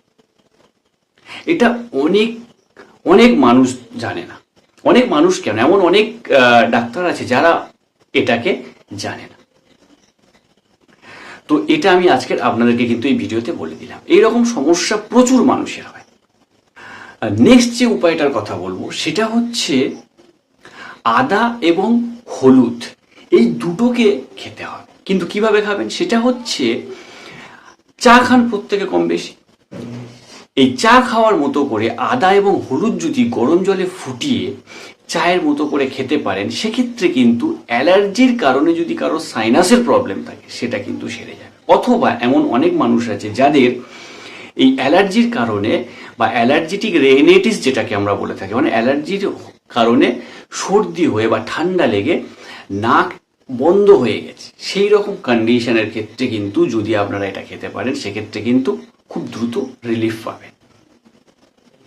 তো এর পাশাপাশি আরো একটা জিনিস বলবো, যেটা কিচ্ছু করতে হবে না। আপনি বাসে, ট্রামে, ট্রেনে যেখানেই যান না কেন, মুখের মধ্যে 2টো টুকরো ফেলে রাখলেই কিন্তু আস্তে আস্তে অ্যালার্জির কন্ডিশন আপনার মধ্যে থেকে একেবারে চলে যাবে, কোনো মেডিসিন খেতে হবে না। এমন অনেক মানুষ যারা ভিডিওটা দেখছেন তাদের হয়তো প্রতিনিয়ত অ্যালার্জির মেডিসিন খেতে হয়, তো তাদের ক্ষেত্রে এই উপায়টা বলবো, যে ক্ষেত্রে আপনাদের মেডিসিন আর খেতে লাগবে না। তো সেটা কিন্তু একেবারে ভিডিওর শেষে, আর ভিডিও শেষ পর্যন্ত যদি না দেখেন এই উপায়টা বুঝতে পারবেন। এর পাশাপাশি নেক্সট যে উপায়টা কথা বলবো এটা হচ্ছে তাদের জন্য যাদের ডাস্ট অ্যালার্জি বা ফুলের রেণুতে অ্যালার্জি থাকে। এই ধরনের অ্যালার্জির ক্ষেত্রে কিন্তু এই উপায়টা খুব ভালো কাজ করবে। সেটা হচ্ছে মধু। খাঁটি মধু যদি প্রত্যেক দিন 1 চামচ করে খেতে পারেন, সেক্ষেত্রে কিন্তু ডাস্ট অ্যালার্জির ক্ষেত্রে খুব ভালো কাজ করবে। তার পাশাপাশি ফুলের রেণুতে যদি কারো অ্যালার্জি থাকে সেটাতেও কিন্তু কাজ করবে। আর এই মধুটা কি করে না, এই মধুটা আমাদের শরীরে একটা প্রাকৃতিক ইমিউনোথেরাপির মতো কাজ করে, তাই মধুটা খেতে পারেন, সেক্ষেত্রে কিন্তু ভালো রেজাল্ট পাবেন। তো এই তো উপায় বললাম, আরো উপায় এবার ভিডিও শেষে বলবো। এবার চলে আসি অ্যালার্জি কি। এই যে অ্যালার্জি কথাটা আমরা বলি, এই অ্যালার্জি জিনিসটা অ্যাকচুয়ালি কি, কেন হয় আমাদের অ্যালার্জিটা, এটা কি কেউ কোনোদিন ভেবে দেখেছেন? এই অ্যালার্জি হচ্ছে আমাদের শরীরের যে রোগ প্রতিরোধ ব্যবস্থা আছে বা যে রোগ প্রতিরোধ সিস্টেম আছে, সেই সিস্টেমের একটা বিরূপ প্রতিক্রিয়া হচ্ছে কিন্তু এই অ্যালার্জি। আর এটা কেন, এটা হচ্ছে সাধারণত ক্ষতিকর নয়, এই রকম কোনো ইনগ্রেডিয়েন্টস যদি আমাদের শরীরের মধ্যে প্রবেশ করে, সেটা হতে পারে মুখের মধ্যে, হতে পারে নাকের মধ্য দিয়ে, যে কোনো কারণে তো যদি আমাদের শরীরের মধ্যে যায়, আর এই যাওয়ার ফলে আমাদের শরীরের ইমিউন সিস্টেম কি করে না, ওই ইনগ্রেডিয়েন্টসটাকে শরীরের শত্রু ভেবে অ্যাটাক করে, আর যার রিয়াকশন হেতু আমাদের শরীরে বিভিন্ন ধরনের সিমটমস ফুটে ওঠে। যেমন কারোর দেখবেন গায়ে লাল ফুসকুড়ির মতো বেরোয়, কারোর প্রচুর চুলকায়, শরীর এত চুলকায় যাতে করে দাগড়া মতো, মানে ফুলে ফুলে হয়ে ওঠে পাতি বাংলায় বলতে গেলে। এর পাশাপাশি অনেকের আর্টিকারিয়া হয়, অনেকের চোখ লাল হয়ে যায়, এই রকম বিভিন্ন রকমের প্রচুর হাঁচি হয় অনেকের। এই যে লক্ষণগুলো কিন্তু ফুটে ওঠে, যেটা অ্যালার্জি বলে আমরা জেনে থাকি। এবার চলে আসি অ্যালার্জির কারণ। অ্যালার্জির কারণ কিন্তু অনেক ধরনের।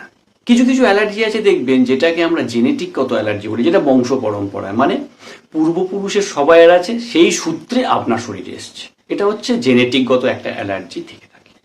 এক্ষেত্রে মেডিসিনাল সাপোর্ট নিতে হয়। আর এর পাশাপাশি অনেকের দেখবেন ডাস্ট অ্যালার্জি আছে, ধুলোবালিতে অ্যালার্জি।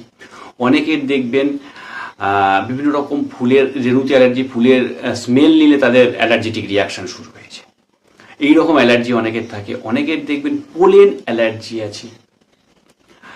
এর পাশাপাশি অনেকের ক্ষেত্রে অনেক ড্রাগসে অ্যালার্জি থাকে। তো বিভিন্ন মানুষের বিভিন্ন রকমের অ্যালার্জি। অনেকের দেখবেন বেগুন, চিংড়ি, কাঁকড়া এগুলো খেলে অ্যালার্জি হয়। তো যার যেরকম ধরনের ক্যাটাগরি সেই রকম ধরনের অ্যালার্জি কিন্তু হয়। এক্ষেত্রে কিন্তু একটা টেস্ট করলে আপনারা বুঝতে পারবেন আপনার অ্যালার্জি ঠিক কোন কোন খাবারের উপর বা কোন কোন বস্তুর উপরে কতটা আছে, সেটা হচ্ছে allergy profile test. Allergy profile test যদি আপনারা করতে পারেন সেক্ষেত্রে কিন্তু ডিটেলসটা আপনাদের সামনে চলে আসবে। তো এই তো গেল মোটামুটি অ্যালার্জির প্রকারভেদ বা অ্যালার্জির সিমটমস।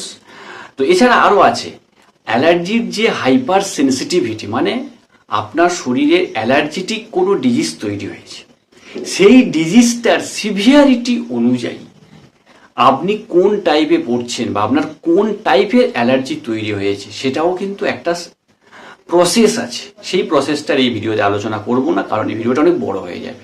যদি এটা জানতে চান তাহলে কিন্তু কমেন্ট করবেন, নেক্সট একটা ভিডিও আমি নিয়ে আসবো এই টপিকটার ওপরে। যেমন একটা ক্লু দিচ্ছি, অনেকে বুঝতে পারছেন, একটা ক্লু দিলে আপনারা বুঝতে পারবেন। সেক্ষেত্রে যাদের দেখবেন অ্যালার্জেটিক রাইনাইটিস হয়েছে, মানে অ্যালার্জির কারণে নাক দিয়ে একদম নাক সুরসুর করছে, নাক দিয়ে জল আসছে, চোখ মুখ ছলছল করছে, হাঁচি হচ্ছে, এটা হচ্ছে অ্যালার্জেটিক রাইনাইটিস। এর পাশাপাশি অ্যালার্জেটিক অ্যাসমা, মানে অ্যালার্জির কারণে কারো যদি হাঁপানি হয়। এর পাশাপাশি যাদের আর্টিকারিয়া হয়, আর্টিকারিয়া মানে হচ্ছে আমবাত, এই রকম কন্ডিশনগুলো যদি হয়, সেক্ষেত্রে যে হাইপার সেন্সিটিভিটি আপনার শরীরে ফুটে উঠছে সেটাকে কিন্তু টাইপ 1 বলা হয়। এটা হচ্ছে টাইপ 1 হাইপার সেন্সিটিভিটি অ্যালার্জি। এক্ষেত্রে কি হয় না, এক্ষেত্রে আমাদের শরীরের যে আইজিই অ্যান্টিবডিটা রয়েছে, আইজিই যে অ্যান্টিবডি রয়েছে সেই অ্যান্টিবডিটা কিন্তু ওভার অ্যাক্টিভ হয়ে যায়, যার ফলে কিন্তু এই ধরনের কন্ডিশনগুলো তৈরি হয়। তো এরকম টাইপ 1 আমি বলে দিলাম।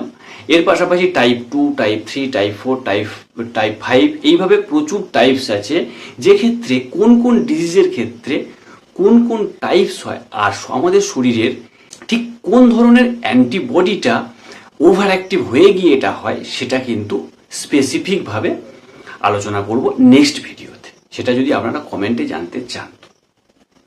তো যাই হোক, এবার চলে আসি অ্যালার্জির আর যে উপায়গুলো রয়েছে সেগুলো আপনাদের সামনে তুলে ধরতে। এর পাশাপাশি যাদের অ্যালার্জির কারণ হেতু শরীরে র্যাশ বেরিয়ে যায়, তাদের ক্ষেত্রে একটা জিনিস বলে দিই, তাদের ক্ষেত্রে কিন্তু নিম পাতা এবং তুলসী পাতা এই দুটোকে ভালো করে পরিষ্কার জলে ফোটাবেন। ফোটানোর পরে ওটাকে ঠান্ডা হতে দেবেন। হালকা ঠান্ডা হবে, হালকা গরম, তার উষ্ণ গরম অবস্থায় ভালো করে সারা শরীরে ওয়াশ করবেন। এক্ষেত্রে কিন্তু এই যে অ্যালার্জির কারণে যে একটা র্যাশ বেরিয়েছে সেটা কিন্তু রিলিফ পাবে। এর পাশাপাশি যাদের ডাস্ট অ্যালার্জি, তাদের ক্ষেত্রে বিছানা সবসময় পরিষ্কার পরিচ্ছন্ন রাখবেন আর ধুলোবালি জায়গাতে কিন্তু যাবেন। আর যাদের বিভিন্ন খাবার অ্যালার্জি আছে, তাদের ক্ষেত্রে একটাই মেন সলিউশন বলবো, সেটা হচ্ছে সেই খাবারগুলো থেকে আপনারা নিজেদেরকে দূরে রাখুন। এখনো পর্যন্ত যদি এমন কেউ থাকে যাদের কোন কোন খাবারে অ্যালার্জি আছে জানেন না, সেক্ষেত্রে কিন্তু অ্যালার্জি প্রোফাইল টেস্ট করিয়ে নেবেন, আপনারা জানতে পেরে যাবেন। এবার চলে আসি অ্যালার্জির একদম লাস্ট আর ইউনিক উপায়, যেটা আপনারা যেখানে যে অবস্থানে থাকুন না কেন করতে পারবেন। সেটা হচ্ছে প্রত্যেক দিন না হলে অন্তত সপ্তাহে 3 থেকে 4 দিন আপনারা যে কাজে করেন সেই কাজে বেরিয়ে যান, অসুবিধা নেই। শুধুমাত্র যাওয়ার সময় মুখের মধ্যে দুটো ইনগ্রেডিয়েন্টস বা উপাদানকে রাখবেন। একটা হচ্ছে 1 টুকরো লবঙ্গ, আর হচ্ছে 2 থেকে 3টে গোলমরিচ। তাহলে কি বললাম? 1 টুকরো লবঙ্গ আর 2 থেকে 3টে গোলমরিচ। এই যে দুটো উপাদানের কথা বললাম, এই দুটো উপাদানকে আপনারা মুখের মধ্যে রেখে কাজে বেরিয়ে যান। এটা আস্তে আস্তে চিবিয়ে ফেলে দেবেন, একেবারে খেয়ে নেবেন। দেখবেন যারা অ্যালার্জির মেডিসিন ছাড়া একদিন চলতে পারে না, এটা যদি কন্টিনিউ কয়েক সপ্তাহ করতে পারেন, অ্যালার্জির মেডিসিন আপনার প্রয়োজন হবে না। তবে হ্যাঁ, তার মধ্যে একটা কথা বল, সেটা হচ্ছে ট্রিটমেন্টে থাকতে হবে। এবার এক্ষেত্রে অনেকের মনে একটা প্রশ্ন হতে পারে, সেক্ষেত্রে যে এগুলো তো শরীরকে হিট করে, তাহলে শরীর হিট হয়ে যাবে না? তো অবশ্যই শরীর হিট হয়ে যেতেই পারে। তার জন্যে শরীর ঠান্ডা করার জন্য প্রাকৃতিক একটা পানীয় তো রয়েইছে, সেটা হচ্ছে ডাব। অন্তত সপ্তাহে 1 দিন একটা করে ডাব খেয়ে নেবে। তাহলে কি হবে না, শরীরের টেম্পারেচারটা নর্মাল থেকে যাবে।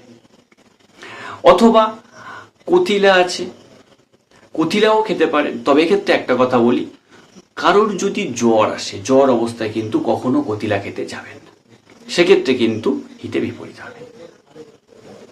তাহলে শরীর যে হিট হবে, সেই হিট হওয়ার থেকে কন্ট্রোল করার উপায়ও বলে দিলাম। আর এই অ্যালার্জিটা কিন্তু প্রত্যেকের আছে, কম বেশি প্রত্যেকের মধ্যে আছে। কারোর মধ্যে বেশি ফুটে ওঠে, কারোর মধ্যে সুপ্ত অবস্থায় থাকে।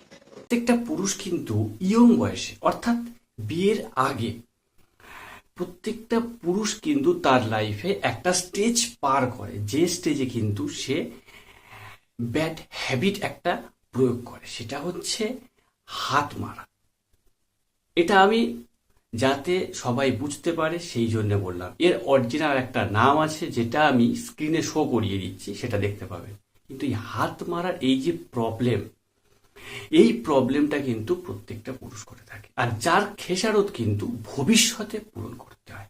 প্রশ্ন হচ্ছে, ভবিষ্যতের খেসারত কিভাবে পূরণ করতে হয়? তার কারণ, ভবিষ্যতে যখন বিবাহিত লাইফে আসে, তখন কি হয় না, এদের হাজারো সমস্যা তৈরি হয়। ঠিকঠাকভাবে মেলামেশা করতে পারে না, মেলামেশা করার প্রতি ইচ্ছা নষ্ট হয়ে যায়, এরকম বিভিন্ন রকমের কিন্তু ডিজিজ কন্ডিশন তৈরি হতে থাকে। আর এই যে ডিজিজ কন্ডিশনগুলো তৈরি হয়, এই ডিজিজ কন্ডিশনগুলো কিন্তু ইয়ং বয়সের এই সমস্ত কিছু করা থেকে হয়। এখন প্রশ্ন অনেকে এটা করে যে, তাহলে এটা এই যে হাত মারা, এইটা কি করাটা কি খুব খারাপ? আবার অনেকে বলে এটা করা নর্মাল, ভালো। তাহলে এখন আপনি কি বলবেন? দেখুন, এক্ষেত্রে একটা কথা বলি, এই যে হাত মারার ব্যাপারটা, এটা কিন্তু একেবারে খারাপ নয়, আবার যদি একদিক থেকে দেখা যায় একেবারে ভালো না। যেমন যে কোনো জিনিসের শুধুমাত্র ভালো গুণ আছে, খারাপ গুণ নেই, এমনটা হয় না। আবার আরেক দিক থেকে শুধুমাত্র খারাপ গুণ আছে, ভালো গুণ নেই, এমনটাও কিন্তু হয় না। তো সেক্ষেত্রে যদি একটা লিমিট আছে, সেই লিমিট অনুযায়ী যদি কেউ এই প্রক্রিয়াটা করে, সেক্ষেত্রে কিন্তু খুব একটা কেন কোনো ক্ষতি হয় না। কিন্তু যদি লিমিট ক্রস করে যায়, সেক্ষেত্রে কিন্তু ক্ষতি হবে। এখন একটা প্রশ্ন আসতে পারে, সেটা হচ্ছে তাহলে লিমিটটা কি রকম ধরনের লিমিটের কথা আপনি বলতে চাইছেন? সবটা কিন্তু এই ভিডিওতে বলবো। ভিডিওটা শেষ পর্যন্ত শুধু দেখতে থাকুন। ভিডিওটা শেষ পর্যন্ত দেখার পরে যদি কিছু আপনাদের মনে প্রশ্ন হয়, তবেই কমেন্ট করবেন। কি ক্ষতি করে, কতবার কিরকম ভাবে হাত মারলে ক্ষতি হবে না, সমস্তটা কিন্তু এই ভিডিওতে আমি আলোচনা করে দেব। তো প্রথমে যে কথাটা বলবো, প্রথমে এই যে হাত মারা, এর উপকারী দিকগুলো আগে আপনাদের সঙ্গে আলোচনা করবে। এর যে উপকারী দিক আছে, এই উপকারী দিকগুলো কি কি? ফার্স্ট উপকারী দিক হচ্ছে, কি করে না, মানসিক চাপ এবং দুশ্চিন্তা কমায়। আপনি যদি রাত্রেবেলা হাত মারেন, সেক্ষেত্রে কি হবে না, আপনার মেন্টাল স্ট্রেস অনেক কমে যাবে। তার পাশাপাশি আপনার ঘুম কিন্তু ভালো হবে। এখন প্রশ্ন হচ্ছে, এই মেন্টাল স্ট্রেসকে কিভাবে কমাতে পারে? এই মেন্টাল স্ট্রেসকে কমাবে সেই ঠিক এইভাবে কি না, আমাদের মস্তিষ্ক থেকে বা আমাদের ব্রেন থেকে এক ধরনের হরমোন সিক্রিয়েশন হয়, যেটার নাম হচ্ছে ডোপামিন। আর এই ডোপামিন হরমোন কিন্তু আমাদের শরীরের, আমাদের মনকে সুস্থ এবং সতেজ রাখতে খুব ভালোভাবে কাজ করে। তবে শুধু যে ডোপামিন নিঃসৃত হয় তা নয়, কিন্তু ডোপামিনের পাশাপাশি অক্সিটোসিন হরমোনও নিঃসৃত হয়, যা একই রকম কাজ করতে খুব ভালোভাবে সাহায্য করে। এটা ফার্স্ট উপকারী একটা দিক হলো। নেক্সট কি উপকার করবে আমাদের? ঘুম ভালো হতে সাহায্য করবে। এটা কিভাবে করবে না, এই অর্গাজম বা চরম উত্তেজনার পরে আমাদের শরীর পুরোপুরি শিথিল হয়ে যায়। পুরোপুরি শিথিল হওয়ার কারণ হেতু কিন্তু আমাদের যে নার্ভ আছে, নার্ভগুলো খুব কুইক শান্ত হয়ে পড়ে। আর এই কুইক শান্ত হয়ে পড়ার কারণ হেতু কিন্তু আমাদের খুব দ্রুত ঘুম চলে আসে, তাই আমরা দ্রুত ঘুমিয়ে পড়তে পারি। আর কি উপকার করে না, আর হচ্ছে আমাদের যে প্রোস্টেট গ্ল্যান্ড আছে, প্রোস্টেট গ্ল্যান্ডের নাম কম বেশি আমরা সবাই শুনেছি। এই প্রোস্টেট গ্ল্যান্ডের ইনফ্লামেশন, শুধু ইনফ্লামেশন নয়, ইনফ্লামেশনের পাশাপাশি প্রোস্টেটের যে ক্যান্সার হওয়ার যে একটা ঝুঁকি থাকে, সেই ঝুঁকিটাকেও কিন্তু কমাতে খুব ভালোভাবে সাহায্য করে কিন্তু এই রাত্রেবেলা যেভাবে হাত মারে সেটাই। এর পাশাপাশি আর কি করে, শরীরের মধ্যে রক্তের যে সঞ্চালন, রক্তের যে ফ্লো, স্বাভাবিক যে ফ্লোটা, সেই স্বাভাবিক ফ্লো বা রক্তের সঞ্চালনটাকে কিন্তু নিয়ন্ত্রণ করতে খুব ভালোভাবে কাজ করে। এর পাশাপাশি আরো একটা উপকার করে, যেটা খুব খুব ভালো উপকার, সেটা হচ্ছে সোশ্যাল যে ক্রাইমগুলো হয়, সোশ্যাল ক্রাইমের থেকে নিজেকে সেফ রাখতে কিন্তু খুব ভালো একটা উপায়। কিভাবে না, সোশ্যাল ক্রাইম হয় কিভাবে? সোশ্যাল ক্রাইম হচ্ছে, ধরুন রাস্তা দিয়ে একটা মহিলা হেঁটে যাচ্ছে, সেক্ষেত্রে আপনার উত্তেজনা বেড়ে যাওয়ার হেতু আপনি অশ্লীল কাজ করলেন, সেক্ষেত্রে আপনি সোশ্যাল যে ক্রাইম, সেই ক্রাইমের সঙ্গে যুক্ত হয়ে গেলেন। কিন্তু আপনি যদি রাত্রেবেলা যদি নিজের হাত মারার ফলে যদি শরীরকে নর্মাল এবং শিথিল করে রাখেন, নার্ভকে যদি উত্তেজিত হতে না দেন, সেক্ষেত্রে কি হবে না, সেক্ষেত্রে আপনার এই যে সিচুয়েশনটা, নারী দেখে উত্তেজিত হয়ে পড়া, এই সিচুয়েশনটা আসবে না। এই সিচুয়েশনটা না আসার ফলে কি হবে না, আপনি সোশ্যাল যে ক্রাইম, সোশ্যাল ক্রাইম থেকে নিজেকে কিন্তু সেভ রাখতে পারবেন। এটা কিন্তু করে। তাহলে এখন একটা জিনিস প্রত্যেকটা ইয়ং ছেলে ভাবছে, বাবা এত উপকার করে, তাহলে তো এবার প্রত্যেক দিন এরকম ভাবে করে করে যেতে হবে। একদমই এই ভাবনাটা ভাববেন না। একটা জিনিস ভালো করে ভেবে দেখুন, আপনার শরীর খারাপ হয়েছে, আপনার শরীর খারাপ হলে কি হয়, মেডিসিন খান, মেডিসিন খাওয়ার পরে শরীর খারাপটা সেরে যায়, আবার শরীর নর্মালে ফিরে আসে। তাহলে আপনি যদি এখন এটা ভাবে যে শরীর খারাপ হয়েছে মানে মেডিসিন খেয়েছি বলে তো শরীরটা ভালো হয়ে গেছে, তাহলে আমি প্রত্যেক দিন মেডিসিন খেতে থাকবো, সে শরীর খারাপ হোক বা না হোক, তাহলে কি সেটা আপনার শরীরে পজিটিভনেস কোনো সাইন দেবে, বা সেটা আপনার জন্য কি হিত হবে? হবে না, আপনার শরীরকে ক্ষতি করবে। ঠিক সেম উপকার করে শুনলেন মানে যে প্রত্যেক দিন এইরকম ভাবে কাজ চালিয়ে যাবেন, এইরকম এটা কিন্তু করা যাবে না, তাহলে কিন্তু আবার ক্ষতি হয়ে যাবে। এখন তাহলে প্রশ্ন হতে পারে অনেকের করে, মাসে কতবার করতে পারি বা সপ্তাহে কতবার করতে পারি? সবটা ভিডিও শেষ পর্যন্ত বলা থাকবে, কোনো কিছু বাদ দিয়ে বলবো না, সমস্তটাই বলবো, শুধু শুনতে থাকুন। তো এবার চলে আসি এর খারাপ দিকগুলো। ভালো দিকগুলো তো জেনে নিন, খারাপ দিকগুলো তো জানাটা খুবই দরকার। তাই খারাপ দিকগুলো এবার জেনে নিন যে কি কি খারাপ দিক এর প্রকাশ পায়।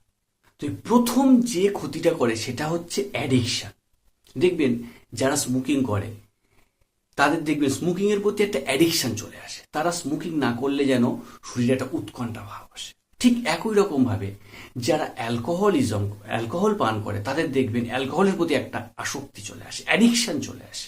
এই অ্যাডিকশনের ফলে কি হয় না, তাদের অ্যালকোহল যদি তারা না খায়, মদ যদি না খায়, তাহলে দেখবেন তাদের শরীরে একটা উত্তেজনা চলে আসে। ঠিক একই রকম ভাবে এই যে হাত মারার ব্যাপারটা বলছি, এটাতে এমন অনেকে আছে যারা প্রতিনিয়ত করতে থাকে, এমন অনেকে আছে দেখবেন যারা দিনে 2বার 3বার পর্যন্ত করতে থাকে। আর যার ফলে কি হয়, তারা এটাকে অ্যাডিকশানে পরিণত করে তুলেছে, একটা আসক্তি ভাব তৈরি করে ফেলেছে। তাদের এটা যদি না করে শরীরে একটা উৎকণ্ঠা চলে আসে, আর এটা কিন্তু সব থেকে খারাপ দিক।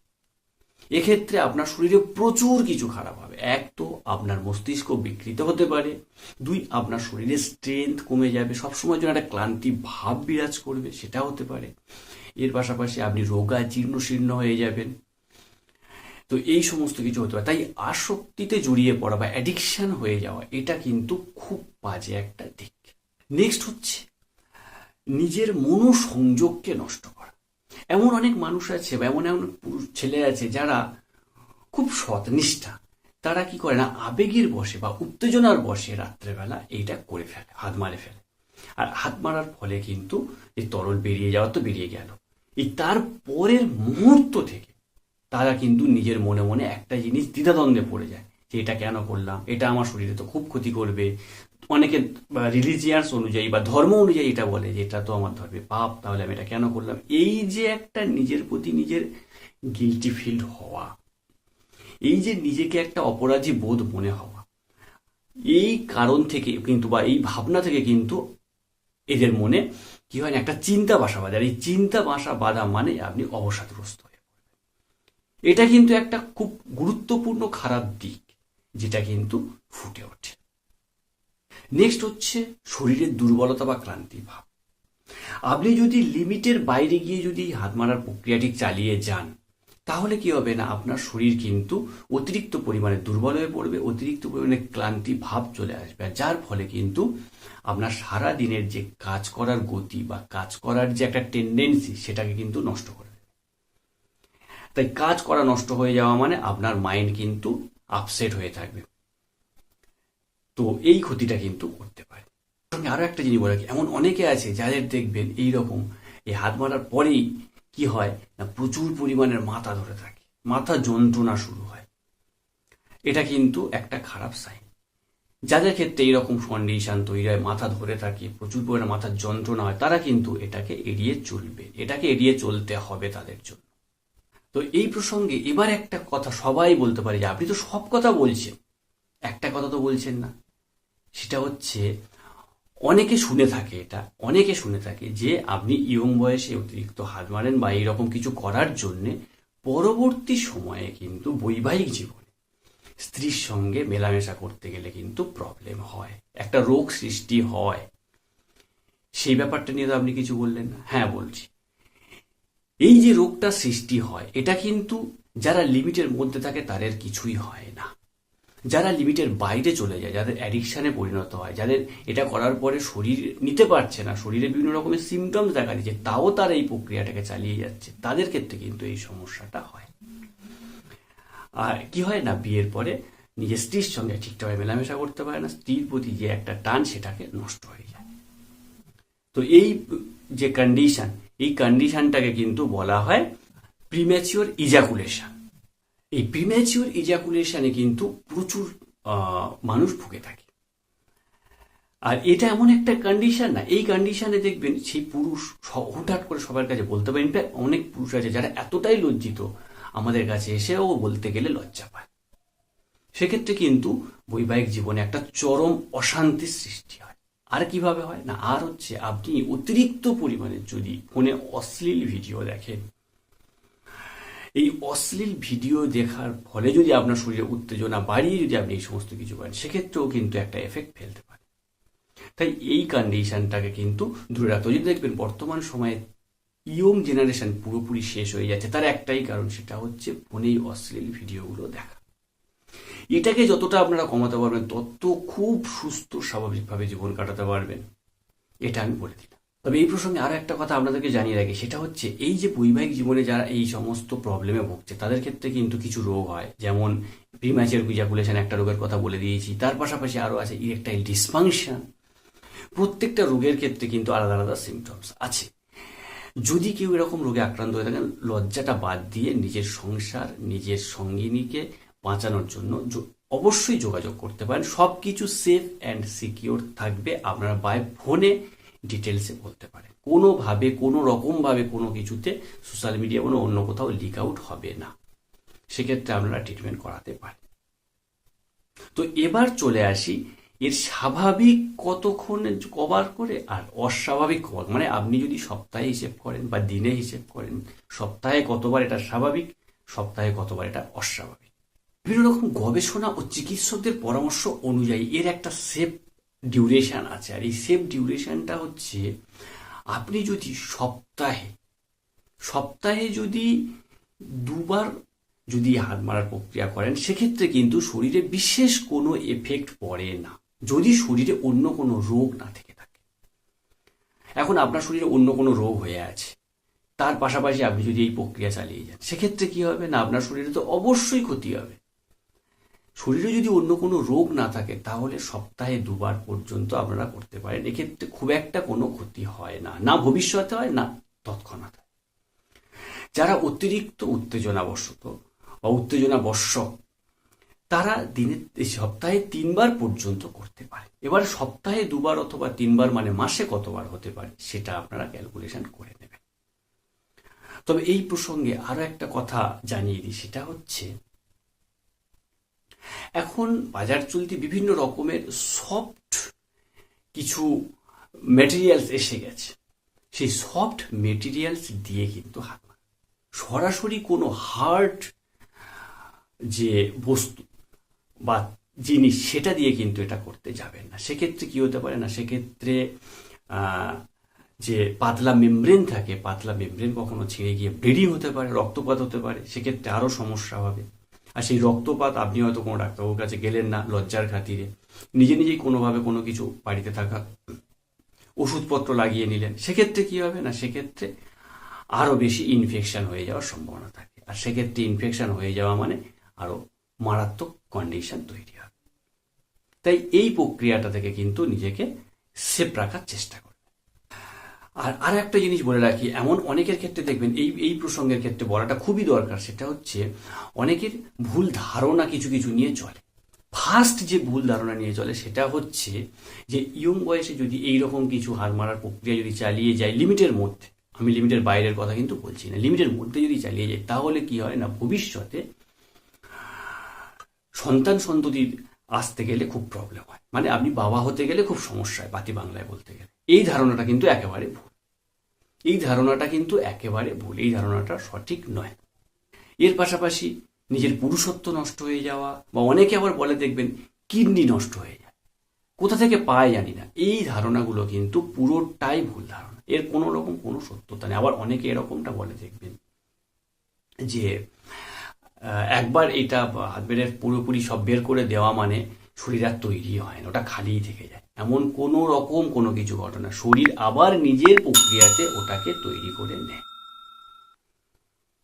তো এই বিষয়, এই যে কিছু কিছু পয়েন্টস বললাম, এই পয়েন্টসগুলো লোককথাতে বা কারোর মুখ থেকে শুনে কোনোভাবে এগুলো থেকে কিন্তু চিন্তা ভাবনা জড়াবেন না। এগুলো শুনে নিজের চিন্তা জড়ানো মানে নিজে আস্তে আস্তে ডিপ্রেসড হয়ে পড়বেন।